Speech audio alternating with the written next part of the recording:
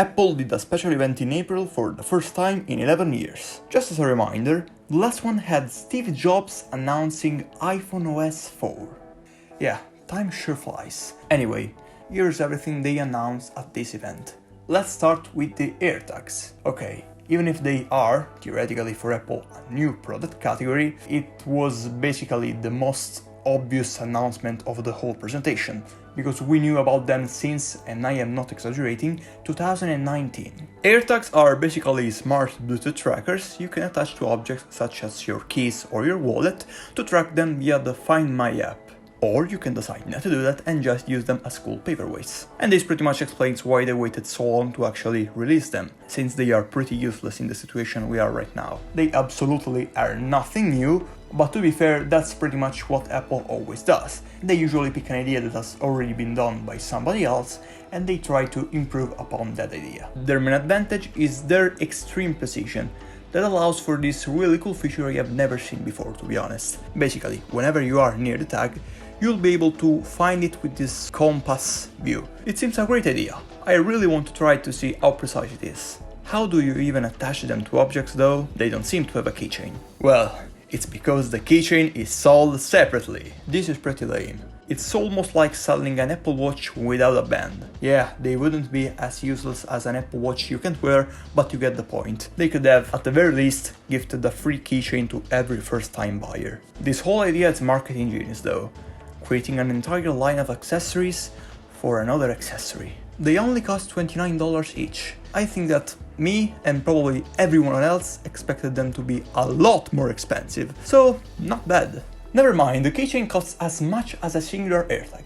Since Apple specifically hates me, it's a proven fact, they decided to show the new Apple TV. It has the A12, you don't care and neither do I, but most importantly they actually redesigned the remote. And yeah, their redesign is actually a lot bigger for some reason, it's both taller and thicker for whatever reason, but functionality wise I was right. They made the chassis out of aluminum so that it's more visible, and they still kept the touchpad, but now it's also a D-pad basically. Yeah, it looks a bit different, but basically I was right.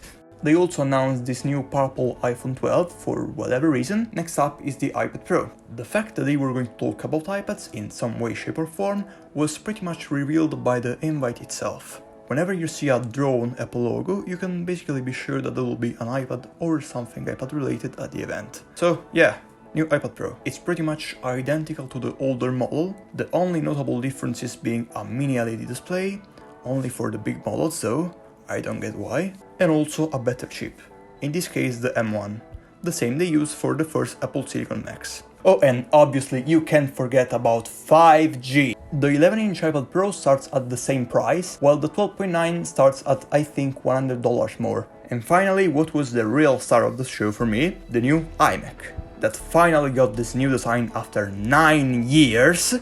Because yes, the latest redesign was in 2012, though I have to say, I really don't like this design. The main problem I have with this design is obviously the white bezel. Why? Actually, I know why. This iMac is basically the 2021 iMac G3. It comes in colors, and guess what? The G3 had white bezels, so I think that's where they got it from. Also, it has this really big chin, and to be fair, I was practically the only one that actually predicted the chin to remain, even though even mine wasn't as bad as this one. From my understanding of the situation, the chin is so big because basically the entire computer is inside the chin. But then why didn't they put an Apple logo on it? It's obviously wasted space. Also, probably the worst aspect of my concept actually became true. This iMac only has 4 ports. Yeah, they did it. For real. It doesn't have Face ID, but it does have Touch ID on the keyboard.